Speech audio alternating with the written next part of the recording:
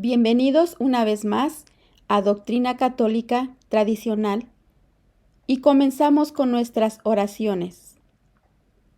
Padre nuestro que estás en el cielo, santificado sea tu nombre. Venga a nosotros tu reino. Hágase tu voluntad en la tierra como en el cielo.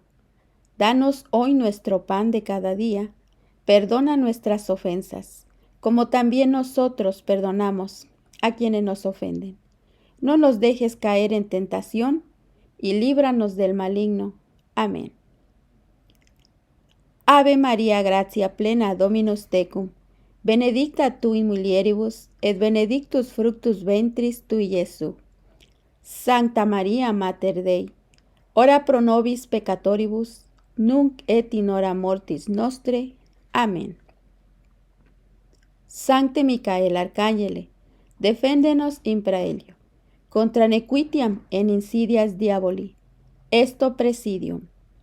Imperet illi Deus, supplices de precamur, tuque princeps milicia celestis, Satanam aliosque spiritus malignos, qui ad perditionem animarum pervagantur in mundo. Divina virtute in infernum detruit. Amén. Cor Iesus sacratissime, miserere nobis. Comenzamos. Tras la publicación en el año 2015 de la encíclica de Papa Francisco, Laudato Si, y teniendo en cuenta también en el año 2020 de la exhortación post-sinodal Querida Amazonía, el Papa Francisco inauguró en mayo de 2022 la escuela Laudato Si, un proyecto que anima a jóvenes de todo el mundo a proteger el medio ambiente. Se ve, pues, que para el actual pontífice, el tema de la ecología es predominante. Que los políticos, ecologistas, ambientalistas hablen frecuentemente de la ecología y tomen las decisiones para proteger el medio ambiente es muy bueno. Por supuesto que esa es parte de lo que concierne al trabajo de estos medios. ¿Quién podría echarles en cara o quién podría reprocharles algo? Pero que la suprema autoridad de la Iglesia Católica haga de la ecología una prioridad de su gobierno y el tema predilecto de su enseñanza solemne es de lo más sorprendente. ¿Cuál ha de ser la actitud del católico ante la contaminación y los supuestos peligros que corre nuestro planeta? ¿Debería un católico ser ecologista y hacer bandera de la ecología? Veamos y analicemos el primer punto, que lleva por subtítulo El amor y respeto por la naturaleza que nosotros debemos tener. Bien, la Santa Iglesia nos enseña a respetar la naturaleza por ser la obra de Dios, que todo lo que Él ha creado ha sido para nosotros también, por bien de nosotros. Y lo dice su palabra en Sabiduría 11, versículo 25, todo lo que Dios ha hecho es bueno. Por eso, despreciar la naturaleza, pues significaría despreciar al mismo autor de la naturaleza. Este deber del cristiano hacia la naturaleza se manifestó admirablemente en San Francisco de Asís, quien veía en la naturaleza la obra de Dios. La criatura le servía para comprender al Creador. Por ejemplo, Cuando San Francisco sentía la solidez inconmovible y la fuerza de las rocas, reconocía inmediatamente a la vez cuán fuerte es Dios y qué firme apoyo nos ofrece. Es decir, que la misma naturaleza inmediatamente era una alabanza a nuestro Dios por esa criatura. También la contemplación de una flor en la frescura de la mañana le revelaba al santo la pureza y la belleza de Dios.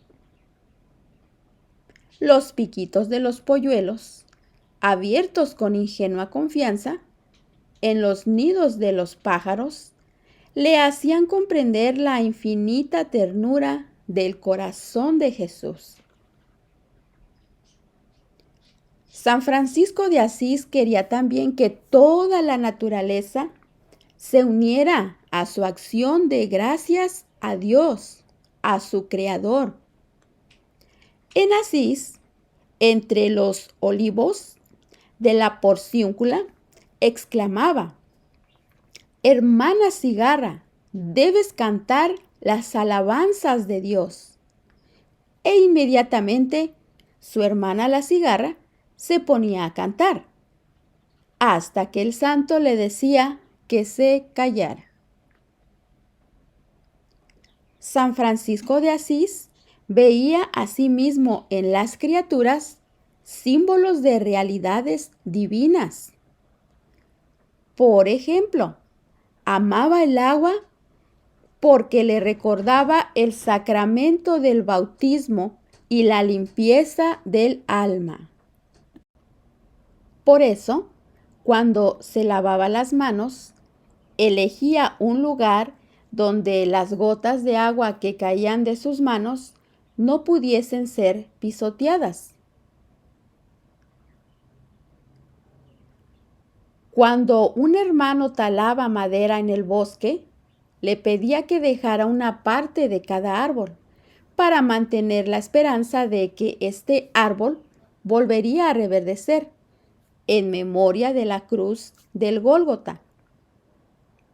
Al final de su vida, el santo compuso el cántico de las criaturas, llamado también Cántico del Sol, que nos recuerda el cántico de los 3 jóvenes en el horno de Babilonia. En ese mismo espíritu, San Francisco de Asís compuso su cántico: «Alabado seas, Señor, con todas tus criaturas, y especialmente por nuestro hermano el sol, que nos da el día y por quien nos iluminas, y que es hermoso y radiante, y que con su gran resplendor nos habla de ti, oh Altísimo. Y alabado seas, Señor, por nuestras hermanas, la luna y las estrellas, que creaste en el cielo, claras, preciosas y hermosas. Y alabado seas, Señor, por nuestro hermano el viento, por nuestra hermana el agua, por nuestro hermano el fuego, etc. Así que, estimado oyente, San Francisco de Asís miraba la naturaleza con una mirada de fe. Su mirada se dirigía a Dios especialmente en acción de gracias. Nosotros también, cuando admiramos la belleza del mar, las montañas, las estrellas o el campo, sentimos cómo nuestro espíritu se eleva hacia aquel que lo creó. En este sentido, sí, es un deber para todo católico amar, respetar y proteger la naturaleza, que es obra de Dios. Ahora, analicemos el segundo punto: desprecio de las cosas de la tierra. Sin embargo, Y aquí es donde estamos obligados a distanciarnos de las enseñanzas de las autoridades modernistas. La Santa Iglesia ha enseñado siempre que el desprecio de la tierra es muy bueno e incluso necesario. En la misa del Sagrado Corazón de Jesús rezamos así: enséñanos a despreciar las cosas de la tierra y a amar las realidades del cielo. Asimismo, en la fiesta de San Pedro Damián, que es el 23 de febrero, pedimos en este rezo que el desprecio de las cosas de la tierra nos haga obtener los gozos eternos. Estas oraciones fueron suprimidas en el misal de el Papa Pablo VI. ¿Por qué? Porque los modernistas se niegan a despreciar las cosas de la tierra. Solo quieren mirar el lado positivo de las realidades terrenales. Es decir,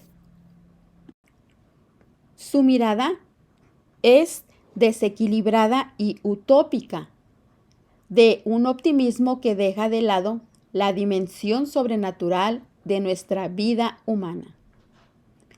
Es una mirada pagana que olvida nuestro verdadero destino, que está en la otra vida. Y olvida también que el hombre, herido por el pecado original, se siente seducido y engañado por las sirenas de este mundo. No que el mal esté en las cosas, no, sino en nosotros, que les damos un valor y un aprecio exagerado, y muchas veces nos olvidamos de Dios.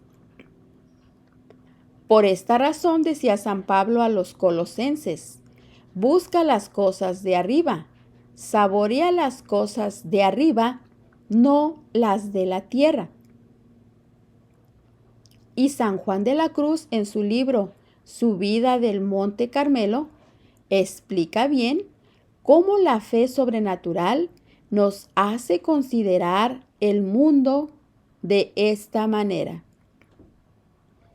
Y leamos un extracto de este libro de San Juan de la Cruz.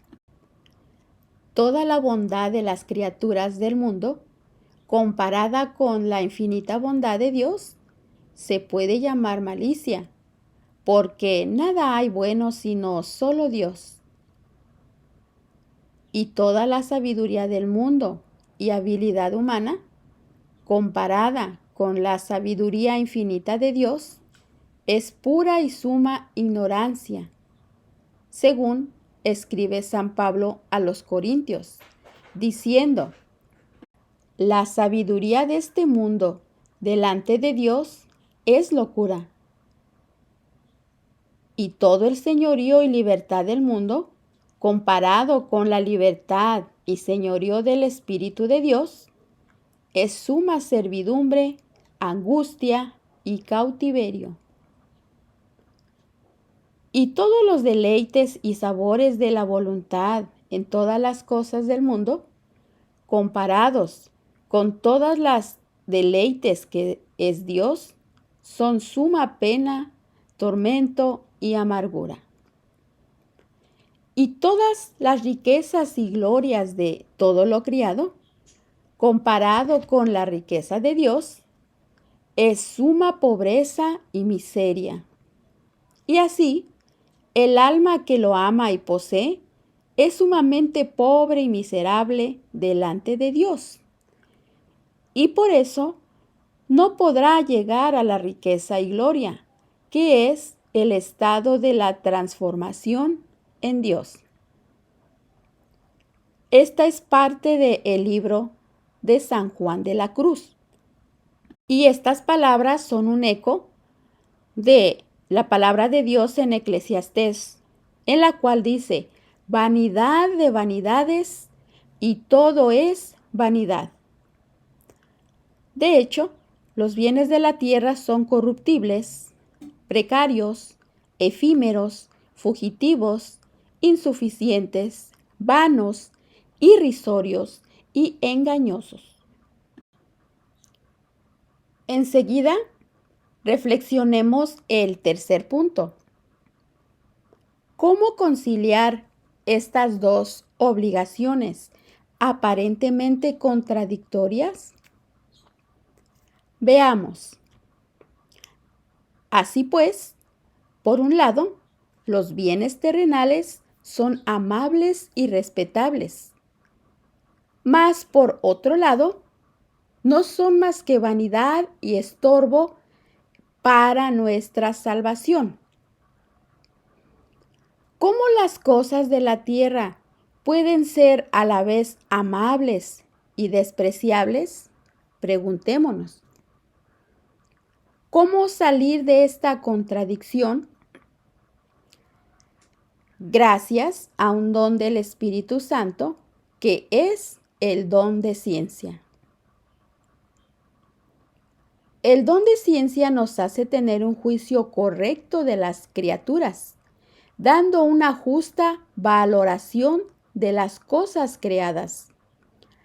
Al ver en estas realidades terrenales una ocasión de pecado, llena al hombre de tristeza y de lágrimas. Por eso, según San Agustín, la bienaventuranza de los que lloran responde al don de ciencia. Bienaventurados los que lloran, porque ellos serán consolados. Esto lo tenemos en el Evangelio de San Mateo. Este don consigue como recompensa la alegría espiritual ya en esta vida, pero sobre todo en la vida eterna. Este don de ciencia explica las lágrimas de Santa María Magdalena cuando se dio cuenta de la gravedad de sus faltas. Este don explica también las lágrimas y la tristeza de San Pedro después de su triple negación a nuestro Señor Jesucristo.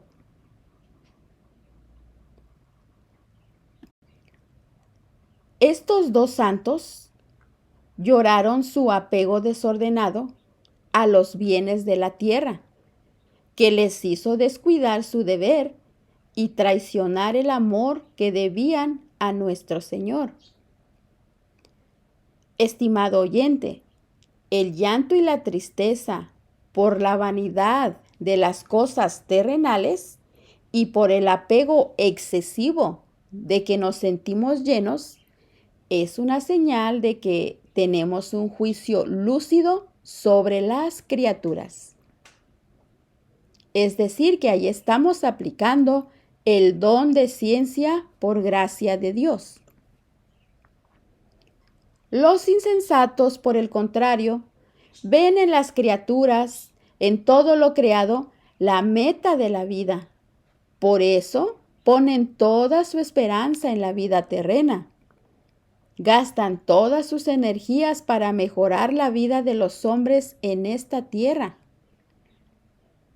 al paso que se burlan de la vida eterna, de la salvación de las almas, lo cual es una verdadera locura. A ellos se les puede aplicar lo que el apóstol dice escribiendo a la carta a los romanos, en la cual dice, teniéndose por sabios, se hicieron necios. Reflexionemos en esto. Ahora, estimado oyente católico, meditemos en esto. Padre Dios, sí. Madre Tierra, no. Veamos por qué no, a la luz de la sana doctrina católica. Pensemos y veamos esta realidad. La tierra es nuestro hogar, pero no es nuestra criadora, ni vela por nosotros. Simplemente está allí, en donde Dios la puso y como Él la creó. Aquellos que hablan de, entre comillas, la madre tierra, como si fuera una persona o un ser con espíritu, con voluntad propia, se equivocan soberanamente. La tierra es un conjunto de materia con leyes que la gobiernan que no provienen de ella misma, sino de su creador, Dios. La tierra no es madre de nadie, es hogar de muchos seres vivos, plantas, animales y personas humanas. Es nuestro hogar. Pero la tierra misma no tiene vida, tampoco voluntad o poder alguno por ella misma. Todo le viene de Dios, de su creador. No le debemos a este planeta absolutamente nada, ya que no es persona.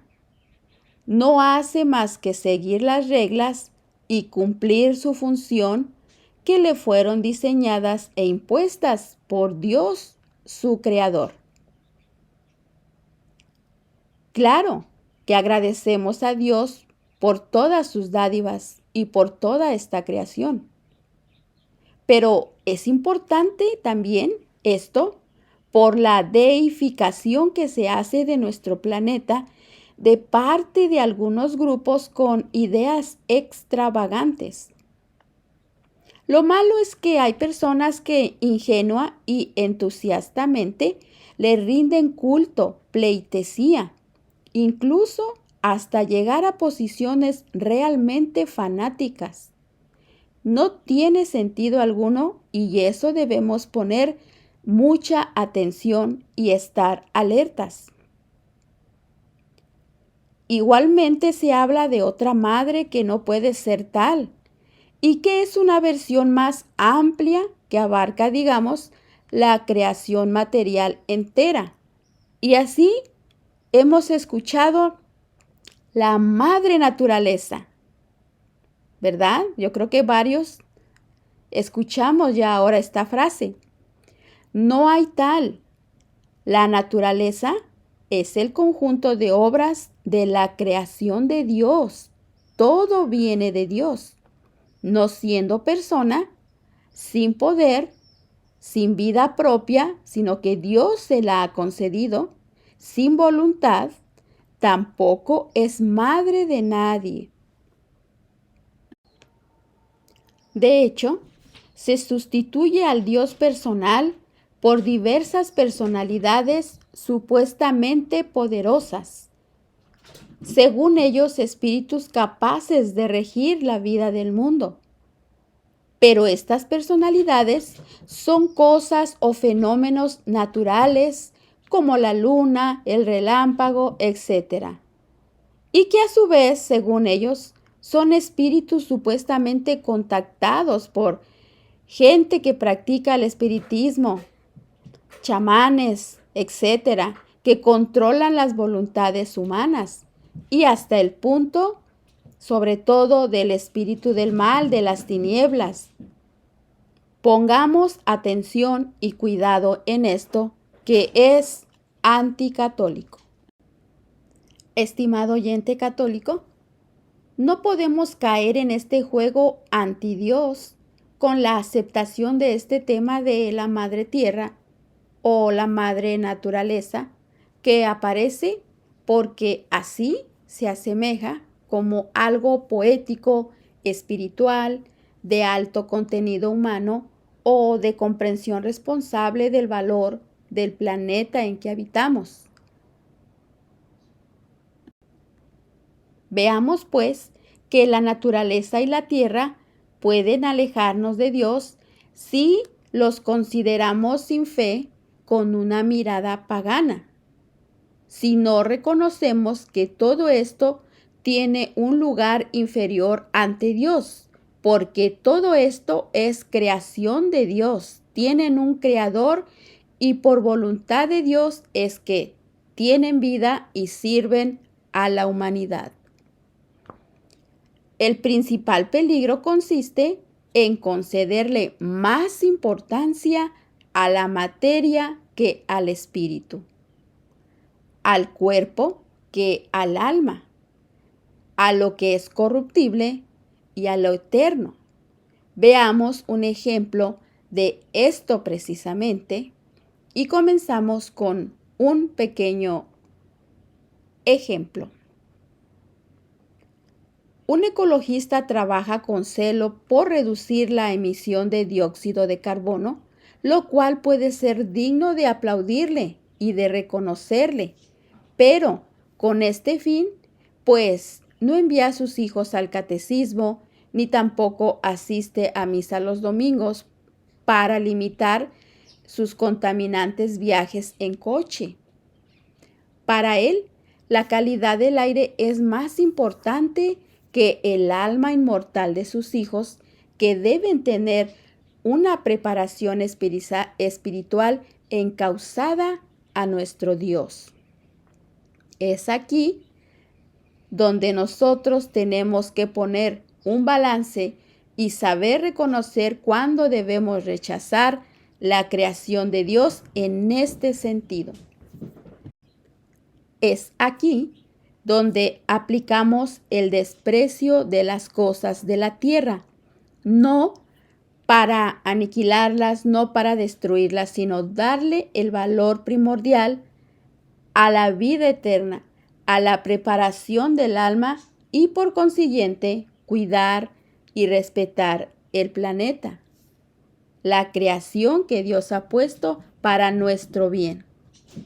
Por lo tanto, las cosas de la tierra son despreciables en la medida en que pueden desviarnos de Dios y en cuanto que su valor objetivo es irrisorio en comparación con la eternidad.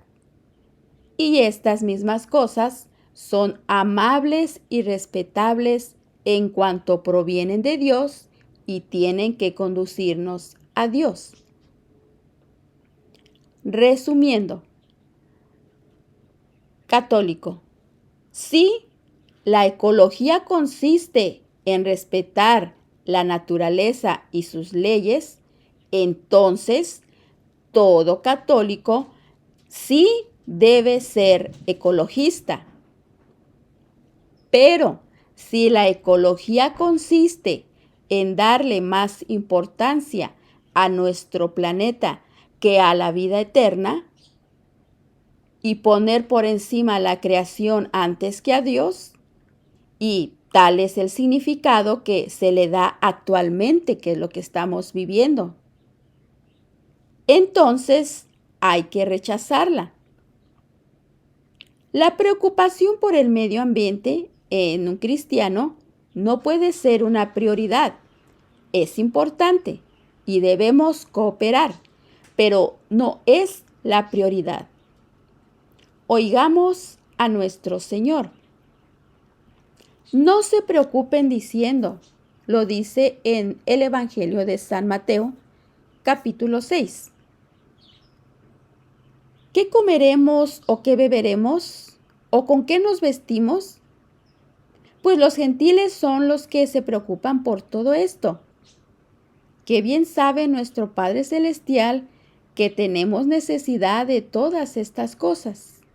Busca primero el reino de Dios y su justicia, y todo lo demás se nos dará por añadidura.